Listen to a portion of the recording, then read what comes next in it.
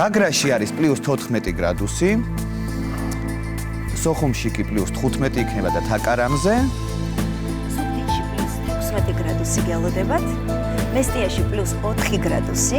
ფოთში ჰაერი 16 გრადუსამდე გათბება. და ღრუბელი არ გველოდება.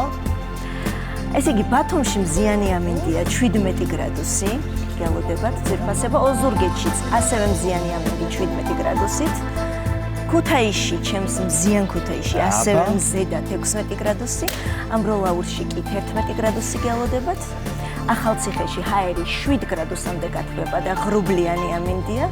ბორჯომში კი მზიანი ამინდი 6 გრადუსით. ბაკურიანში მზედა 3 გრადუსი გელოდებათ ძვირფასება. გორში ჰაერი 9 გრადუსამდე გათბება, ასევე მზიანი ამინდი.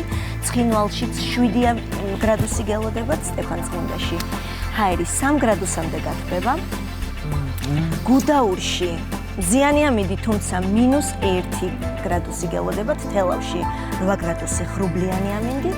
რუსთავში ასევე ღრუბლიანი ამინდია, თუმცა 11 გრადუსი. ჩვენს ძვირფას დედაქალაქში კი 10 გრადუსი გელოდებათ. ჩემო ძვირფასებო, ასე რომ ვინც ახლა გამოდიხართ სახლიდან, შეგიძლიათ გაითვალისწინოთ ეს ყოველი. ვიცოდეთ როგორი ამინდი გველოდება და ნახე როგორია ჩვენი თბილისი აი ამ დროს თაწმინდიდან აი ასე კიაფობს. გიждდები, ეს ჩემი საყვარელი კადრია, უბრალოდ ეხლა ცოტა კიდე ნისლია.